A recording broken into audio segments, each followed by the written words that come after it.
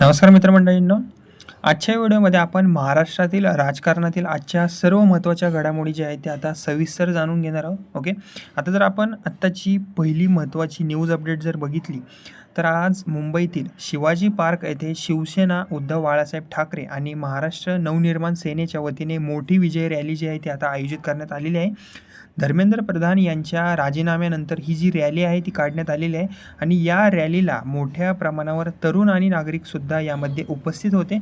तसेच रॅली दरम्यान उद्धव ठाकरे आणि राज ठाकरे यांनी उपस्थितांना संबोधित करत विविध मुद्द्यांवर आपली भूमिकासुद्धा मांडलेली आहे. ओके, आता उद्धव ठाकरे यांची केंद्र सरकारवर एक टीका झालेली आहे. ओके, आता या रॅलीमध्ये रॅलीत बोलताना उद्धव ठाकरे यांनी केंद्र सरकारवर एक टीका केलेली आहे. ते म्हणाले की देशाकडे लक्ष द्या, फक्त बंडखोरी करण्यात वेळ वाया घालवू नका.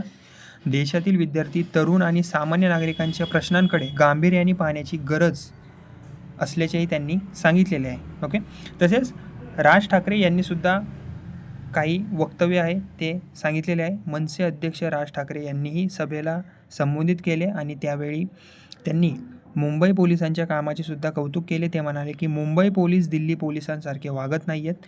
त्यांनी शांततेत आंदोलन पार पडल्याबद्दल मुंबई पोलिसांचे अभिनंदनसुद्धा केले. ओके, तसेच E20 इंधन धोरणाविरोधात घोषणाबाजीसुद्धा झालेल्या आहेत. ओके, आता या विजय रॅली दरम्यान आणखीन एक महत्त्वाची बाबसुद्धा समोर आलेली आहे की सभेत सहभागी झालेल्या काही तरुणांनी E20 इंधन धोरणाविरोधात घोषणाबाजीसुद्धा केली. केंद्रीय रस्ते वाहतूक मंत्री नितीन गडकरी यांच्या या धोरणाचा फेरविचार करण्याची मागणी जी आहे ती काही कर्त्यांनी सुद्धा केलेली आहे आणि हा मुद्दाही जो आहे तो आजच्या रॅलीचा चर्चेचा विषय ठरलेला आहे. ओके, तसेच आता या सर्व प्रकरणावर जर आपण बघितलं तर याला एक प्रतिउत्तर म्हणून, प्रतिक्रिया म्हणून मुख्यमंत्री देवेंद्र फडणवीस यांनी सुद्धा प्रतिक्रिया दिलेली आहे. आता या रॅलीमध्ये या विजय रॅलीबाबत मुख्यमंत्री देवेंद्र फडणवीस यांनीही आपली भूमिका स्पष्ट केलेली आहे. ते म्हणाले की या रॅलीबाबत सरकारला कोणतीही हरकत नाही आहे. लोकशाहीमध्ये प्रत्येकाला आपले मत मांडण्याचा अधिकार आहे. तरुणांच्या भविष्यावर त्यांनी एक मत स्पष्ट केलेलं आहे की मुख्यमंत्री पुढे सुद्धा म्हणाले की हा विषय जो आहे तो कोणत्याही पक्षाचा किंवा वैयक्तिक राजकारणाचा नसून देशातील तरुणांच्या भविष्याशी संबंधित आहे. त्यामुळे विद्यार्थ्यांच्या हिताला प्राधान्य दिले जाईल असे त्यांनी सुद्धा स्पष्ट केलेले आहे.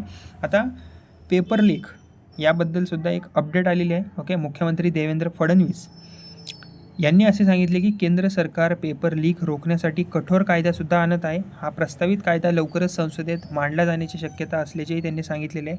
सरकार परीक्षा प्रक्रियेत पारदर्शकता वाढवण्यासाठी आवश्यक ती पावले उचलत असल्याचा दावाही त्यांनी केलेला आहे. आता राष्ट्रीय राजकारणाबाबत स्पष्टीकरण ही सुद्धा एक नवीन अपडेट आलेली आहे. आता याबद्दल जर सांगायचं झालं तर राष्ट्रीय राजकारणात जाण्याच्या चर्चांवरही मुख्यमंत्री फडणवीस यांनी प्रतिक्रिया दिलेली आहे. ते म्हणाले की मी नागपूरमध्ये आहे आणि मुंबईला जात आहे, मी महाराष्ट्रातच आहे. या वक्तव्यानंतर सुरू असलेल्या चर्चांना त्यांनी पूर्णविराम देण्याचा प्रयत्न केलेला आहे. आता अहिल्यानगरमध्ये एक दुर्दैवी घटना झालेली आहे. आता एक अत्यंत दुःखद घटनेकडे आपण थोडंसं बघूया.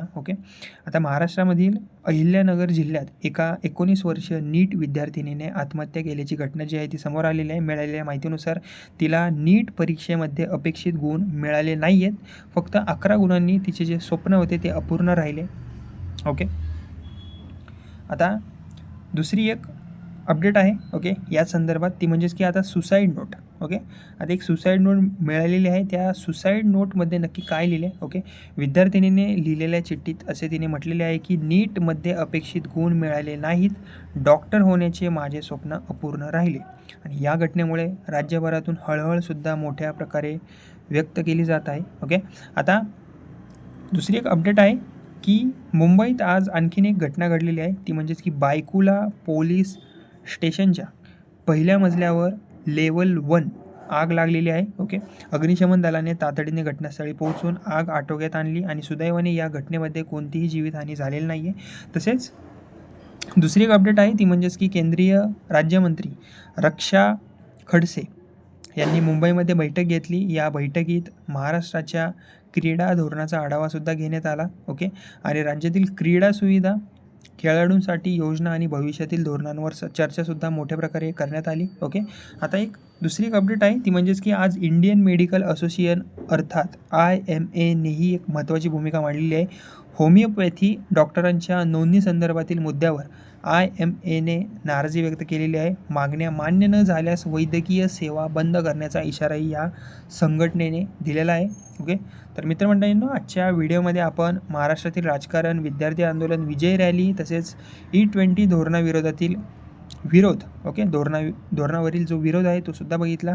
तसेच मुख्यमंत्री देवेंद्र फडणवीस यांची या संदर्भातील भूमिका, तसेच नीट विद्यार्थिनीची दुर्दैवी घटना, तसेच केंद्रीय मंत्र्यांची जी बैठक होती ती सुद्धा आपण बघितली अपडेट, आणि IMAचा जो इशारा होता याबद्दलही एक अपडेट आपण बघितली. ओके. आणि अशा सर्व महत्त्वाच्या घडामोडी ज्या आहेत त्या आपण सविस्तर या व्हिडिओमध्ये जाणून घेतलेल्या आहेत. व्हिडिओ तुम्हाला जर उपयुक्त वाटला असेल तर व्हिडिओला लाईक करा, शेअर करा आणि महाराष्ट्रातील ताज्या राजकीय घडामोडींचे अचूक अपडेट्स मिळवण्यासाठी आपल्या या बडी चॅनलला सबस्क्राईब करायला विसरू नका. धन्यवाद.